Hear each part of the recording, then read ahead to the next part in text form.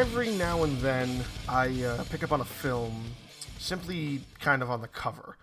There's a lot of, movies. I remember even back in the day as a kid that I only saw because, you went to a video store, you wanted to rent something. You rented based on the cover. They say don't judge a book by its cover, but the cover is what drives a person towards it. You know what I'm saying? So even if a cover is poor, you might have a good story, but if your cover is good, it's going to draw people to you.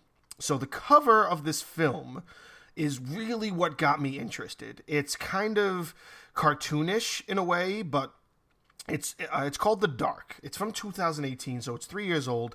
It's an Austrian horror film, and its poster is just these two trees that are kind of showing a little bit of light, and everything else is dark, and you see this little figure that I'm guessing is meant to be a little girl, and she's holding a teddy bear, and her face is covered with blood, and again, it's kind of hand-drawn, so it's very unique. It's very cool to look at. It draws your attention to it. So that's what got my attention, and I decided to sit down and watch this film. Now, again, it's 3 years old. It originally premiered in the Tribeca Film Festival and then didn't have a full release until later that same year. But again, 3 years ago. So it's about this kind of piece of land that's apparently haunted.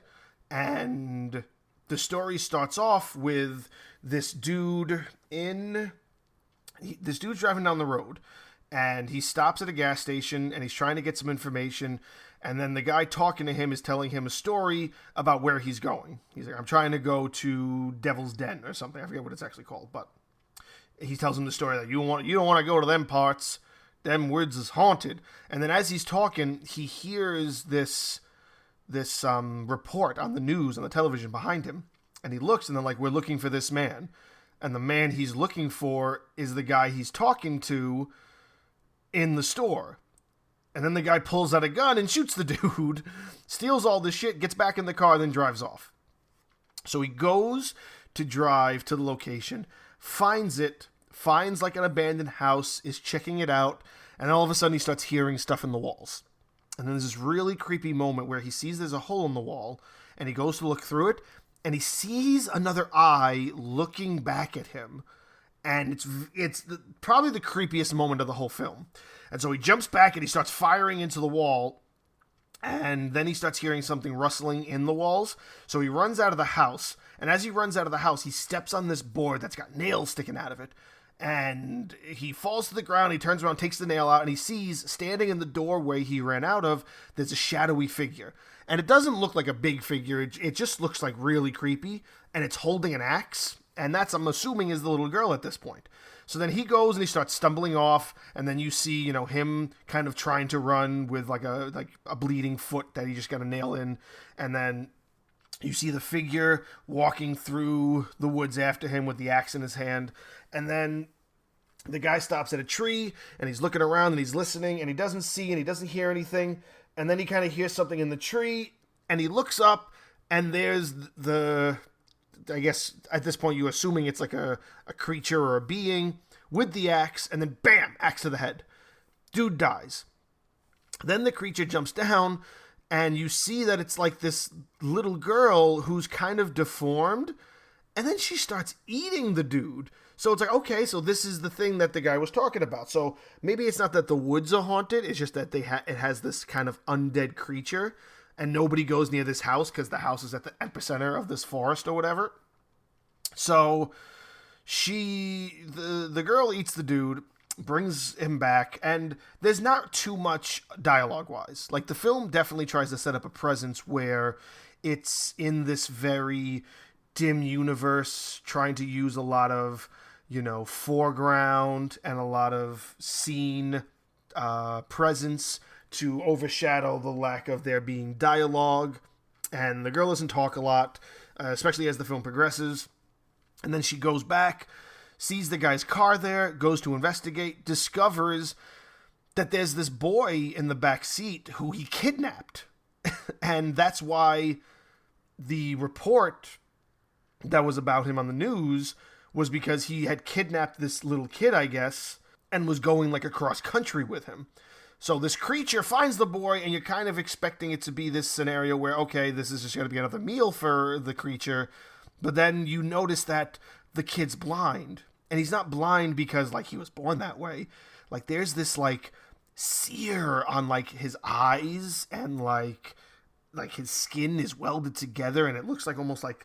It's very disturbing how I'm assuming... Because they never say how it happened. They just assume that this guy who was wanted, who kidnapped him, like sewed his eyes shut, but like seared it with like a soldering iron or something. It's very unsettling when you first see the eyes. And so he can never see this creature. And this is also at the point where you realize it's not really a creature, it's just this deformed girl. Because then she starts talking to him for the first time. And you're talking 20 minutes into the film, and nobody's really talking except for the dude in the gas station. So they start talking to each other. You know, she's like, you have to leave. He's like, I can't. I've got to wait for, Yosef. Yosef's the guy's name. She's like, Yosef's dead. Get the fuck out of here. And, it kind of goes through this process where there's a kind of a weird, I don't want to say a weird twist of events, but a lot of things happen that I don't know would 100% happen in like real life. So this cop shows up and he's like, I followed the trail. I think I found the car and whatever. And then you would think like, okay, the cop's going to save the girl. The cop's going to bring the girl and the boy back, and, maybe the girl can get some help, and maybe the dark is about this girl trying to get out of this realm. But no, she kills the cop. And I don't mean to like laugh. It's just funny how like it's, you can never expect what's going to happen next. And I don't say that in a good way. I say that in a way that's like, yes, it's unexpected and maybe that's good storytelling, but it's not unexpected where it makes such an impact. Like, it's just like, if she didn't kill the cop, then you would know what path the story is going to take. But the fact that she kills the cop, okay, you still know what the path's going to take, but you just didn't expect her to kill the cop. Like, it's not that big of a moment where it really matters. So then she takes the boy and they go on a run into the woods. So the story is basically the two of them kind of bonding, and her kind of seeing that, okay, this kid was abused. He wants to get back home. Maybe I do have some kind of humanity in me, and I'm going to kind of help him try to get back home. So you get a lot of backflashes to when, I guess, the girl was normal, and you see that her mother was an alcoholic. She had an abusive boyfriend. The boyfriend tried to molest her, and she fought back, and then the guy basically murdered her. And to cover it up, he drags her to the woods and buries her. And she's kind of still alive. She's just kind of bleeding out, and that's where you see the scar and the bruising on her faces. So you then learn further on into the story that she doesn't die. She kind of comes back from the dead in a way. So it doesn't really explain whether or not she's undead or if she's like alive and just has grown this kind of like level of like cannibalism in a way. Like, there's a scene where she tries to eat cereal and she can't, but then she like rips this dude's like small intestine out and like chews on it like it's taffy. So it's weird how they set up this area where you're not 100% certain whether or not she's dead or undead or, a monster or just a misunderstood person. It doesn't 100% explain that. And as the story progresses, you see that she's kind of trying to have this fight with humanity because this boy that she's trying to keep safe is giving her something to care about again. So she lost her care and she lost her sense of like innocence when her mother allowed the boyfriend in the home and didn't necessarily care about the fact that the boyfriend was abusing, her. And so when she comes back to life, she kills the mother. So she kills her mother, and then the house goes to shambles, and then she haunts the forest, and she doesn't, I guess, age. They don't really explain the time frame of when, this all happens, and she becomes this person who haunts the woods, because if it happens where she's a teenager and there's many years that pass, she's obviously not aging. So she must be undead in some way. And that's why you see like this deformed figure on the side of her face. But if she was undead and she still has this kind of connection to humanity that this boy is, that she's trying to like keep safe because he's blind and he went through some kind of abuse kind of like she did, and that's where she gets that connection. So They grow this connection. She's trying to understand humanity again, but she is this creature, and she still has this presence about herself where people see her as a figure that's, you should be afraid of. So the way the film kind of processes this storytelling, it doesn't really present you with, like, you don't get the rewards you're really seeking. You do get rewarded at the very end, but you don't get the reward you want. So, like, you get that the fact that she kind of seeks revenge and kills the mother.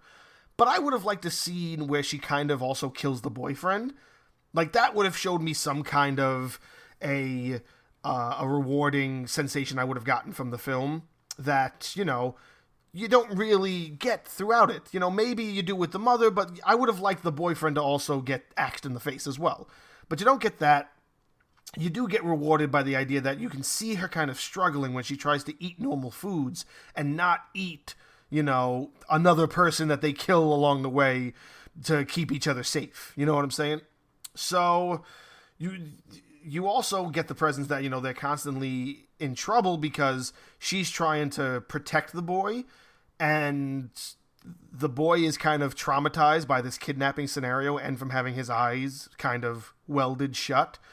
And the fact that the entire country is looking for him, almost, or at least the entire state, because he's a kidnap victim. You know what I'm saying? Like, they're trying to rescue him and bring him back to his family.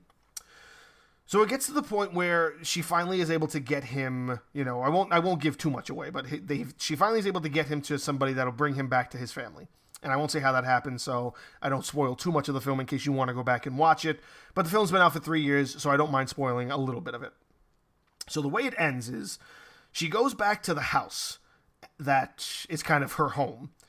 And you see her kind of like struggling with the idea of, he's gone, but I miss him, and this kind of sparked something in me.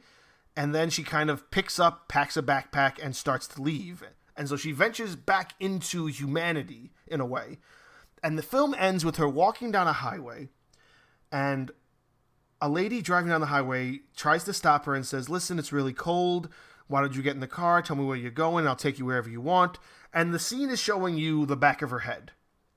So the entire film, anytime you see her in the face, she's pale face, she's got bloodstains on her chin, she's got this huge scar and bruise on, like, I think it's the left side of her face, and it's a huge gash that doesn't look like it's healing.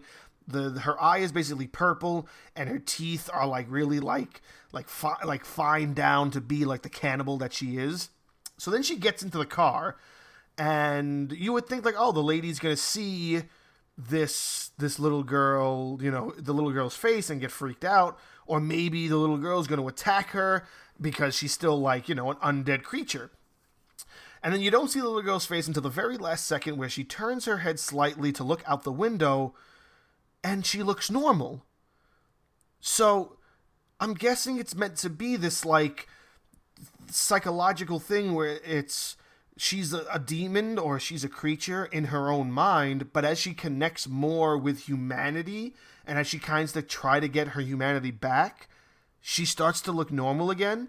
And maybe she was just cursed, because she was cursed with this idea that, life is torturous, and her life was so, tragic that that's what kind of held her in this realm where she was this creature. And then this boy taught her to be a human again. So she lost, the scar heals overnight, and then she looks like she did in the flashback. So she was returning to that teenage self. She's getting her innocence back and getting her humanity back. And I'm guessing that's what they were trying to go for it. But they still didn't really fully explain whether or not she was undead or misunderstood in some way. Like, I don't know. Like, there was an article by Variety that they did about this film, and they explained it really good, and I'm gonna kind of quote them, because it kind of is what I'm trying to say, but I can't say it as well as they said it. So let's quote this article.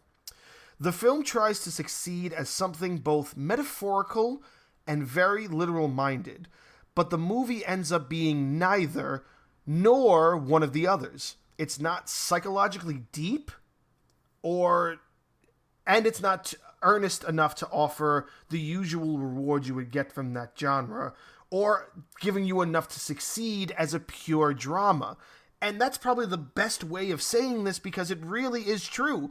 You don't get enough for it to give you some sort of psychological reward for yourself. You don't get rewarded from watching the film unless the reward is understanding that the little girl has found her humanity again. But then if you're setting it up where it is about humanity and it's about you as a person being so, like, mentally, like, wounded in that sense, is all the scarring and all the mental, all the deformities you see her with throughout the film, is that just in her head? Does she view herself as being that creature?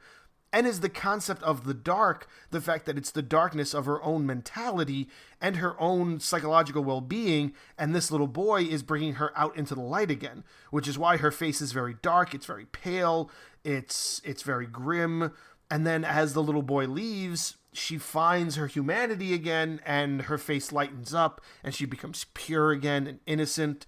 And it just doesn't do enough to get you there. Now, the film's only 95 minutes long or something. It's like it's an hour and a half long.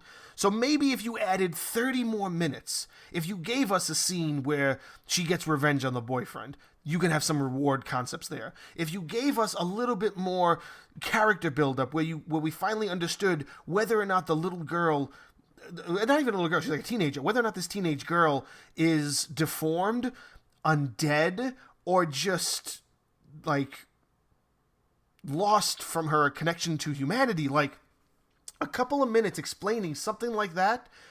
And maybe that's what they were going for. That's probably why this won like an award at the Tribeca Film Festival. I don't know if it did or didn't, but maybe that's why it got some sort of recognition, because it is about all these questions. And maybe that's what you're meant to leave with this film from. You're meant to leave with trying to answer all of these questions, and the film doesn't give it to you. So you're meant to lead to your own conclusions.